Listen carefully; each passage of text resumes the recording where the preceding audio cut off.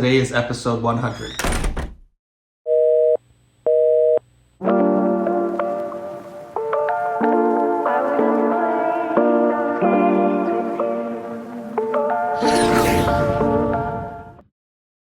The channel has reached a milestone, and today is episode 100.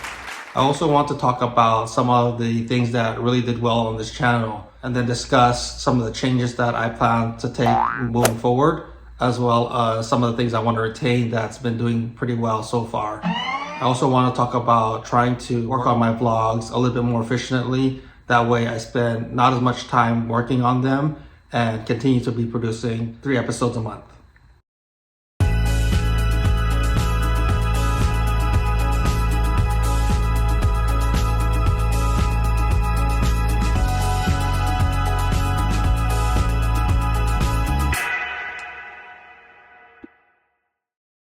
Before I get into those topics, I want to talk about the 2 flagship cars on this channel, and that's my 911 and my M5. There are a few things that I really want to double down on, so moving forward I really need to focus on those things.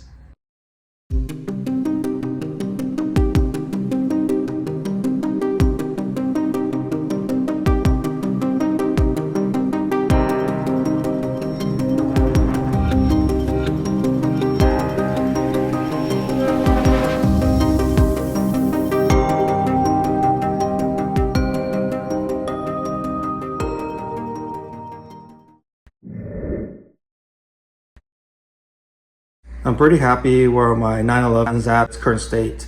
I just reinstalled the front lip. If you notice, I polished it and buffed out the orange peel, so it's much more shinier and the fitment's better than it was before when I made those adjustments.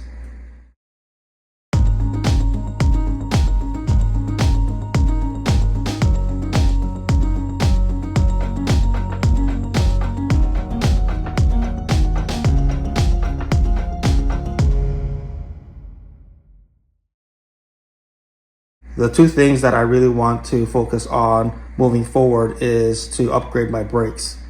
My brakes are due for change of brake pads, and while I'm doing it, I am trying to source some 997 TT brakes, or try to work with another company to do a kit that I could use the calipers and then use some spacers to pull it out more and get bigger rotors, so I could convert my current brakes to a bigger brake kit.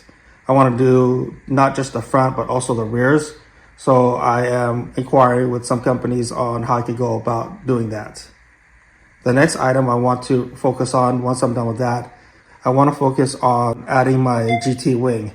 And if you go back here, excuse the mess that I have. I've been doing some work in the garage, but here's my GT wing that I've put aside for many months. I've actually bought this more than a year ago, and a few episodes ago I spoke about my plans for it, and I haven't really been able to spend time figuring out a way to design how to make the brackets on this wing fit my 911.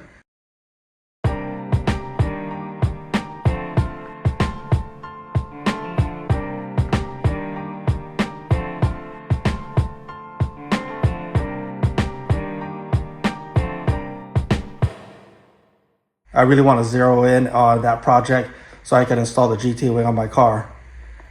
Before I even do that, I do want to refinish the clear on this. It's pretty rough around the edges and there's some clear coat damage on the top. So I plan on refinishing this and shooting clear again. And then as far as the winglets, I have a template of how I want to design the winglet. And I'll probably either do carbon fiber or get some type of plastic or FRP and paint it to color match my car. But this is kind of the setup that I want on my 911.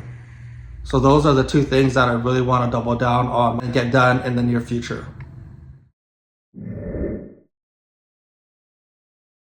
The next car I want to talk about is my M5. I've owned the car for almost 7 years now, and I've never owned a car this long. One of the things I noticed lately is while the car is shifting in between gears, there's a slight delay.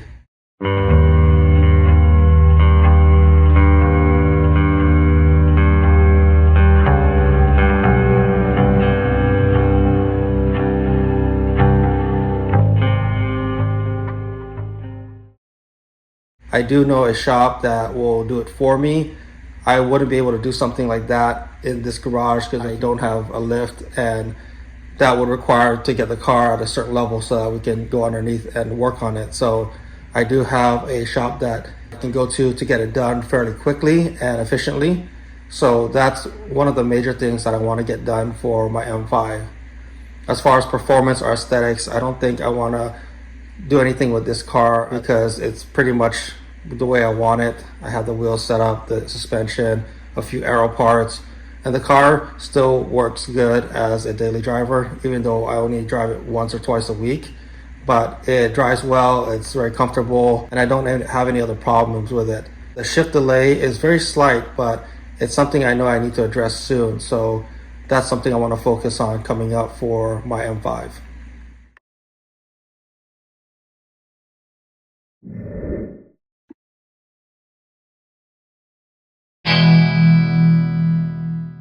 Going back to what I discussed about highlights for the channel over the past almost 3 years are the vlogs that are doing really well.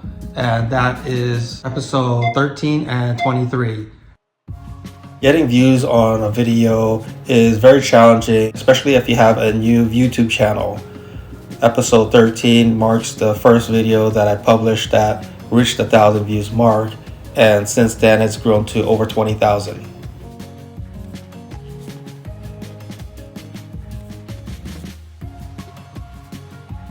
Episode 23 came as a surprise to me. I didn't anticipate that this video would bring so much views, but it remains my #1 video and it's well over 50,000 now. Those two vlogs are my most popular vlogs, and I want to try to consistently get that kind of view and that type of interaction with the viewers of this channel. I've noticed within the past 2 or 3 months that the views on my most recent vlogs have really gone up, and I want to try to keep that flow going moving forward, especially after episode 100 where I make a few changes. One of the main changes that I'm going to be doing is how I'm going to try to do everything on my phone. Right now I've been doing pretty much all the compiling of videos and slides on my phone, and then I put it together, and then the thumbnails I've been doing on my personal computer using Photoshop. And what I want to do is, like I mentioned before, I want to minimize the amount of time that I spend producing these videos and work a lot more efficiently. And I'm trying to continue with producing 3 episodes a month, the 10th, the 20th, and the 30th. And in order to do that, I want to be able to spend as little time producing these vlogs. And one way of doing it is everything through my phone and not having to source something else like a computer that I do for the thumbnails. If you notice on the thumbnail for this episode is different, I scaled it down quite a bit to make it a lot more simple and clear. That way it's not too busy and can drive home the point to all the viewers that see my vlog for the first time and not have to worry about all the other busy stuff in the thumb.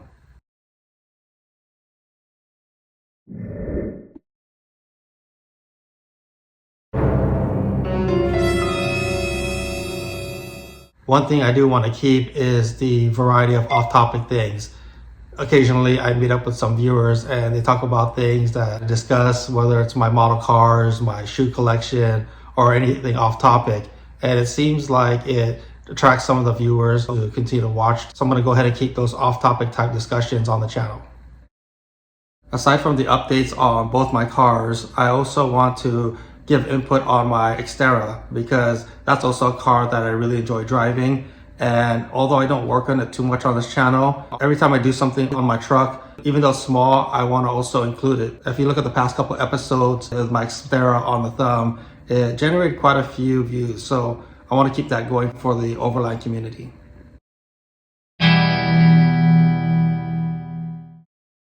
I do have a few things that I just purchased and they're in my office right now. So let's go ahead back inside the house and show you what I got. I'm back inside my office, and if you notice behind me, I made a few changes. So let's go ahead and turn my camera around and I'll show you what I got. For those of you who have seen the channel before, you know that I collect these 1/20 scale model cars and I display them on this case in my office.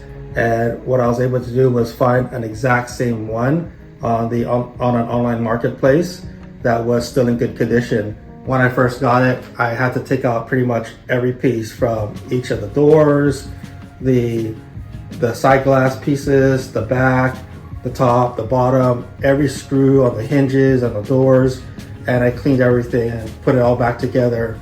And so if you notice, it looks pretty much brand new.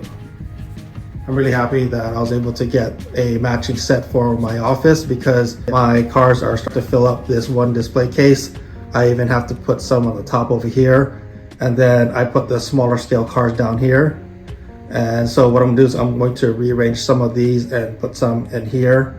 I do have enough Lambos on this row to probably split up into two so that you can see the car a little bit more. And then if you notice down here, these are a couple of new cars that I recently picked up. Let's go ahead and zoom in and talk a little bit more about it. It's not that often that I find a Porsche in the 1/24 scale that looks just like the real car. This one down here is the 996, and then up here is the 997. I do have a couple of Porsches in my collection, which includes the Carrera GT and then the 996 GT3 from Fast and the Furious. So I want to add more model cars to my collection that are Porsche. So when I found these, I definitely want to pick these up.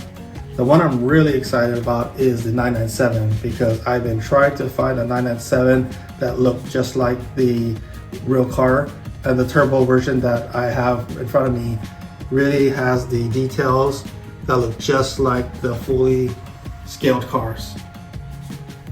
So I was really happy that I found this, and now I'm able to complete a row in my new display case for just Porsches.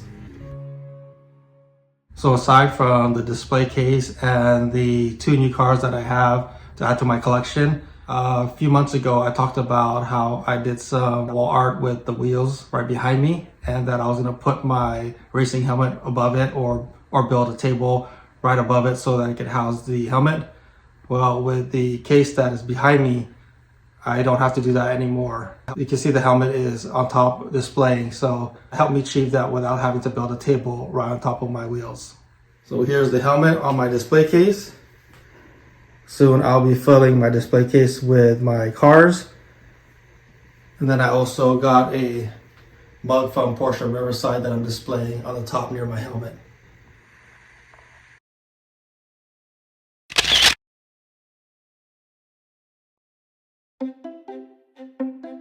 That's gonna pretty much summarize episode 100. Coming up next, I'm going to be meeting with a couple of my friends to go out to an event that just started here in Southern California. So we're pretty excited to check it out. That's gonna do it for this episode. Thanks for joining, and we'll see you on the next one. Wow.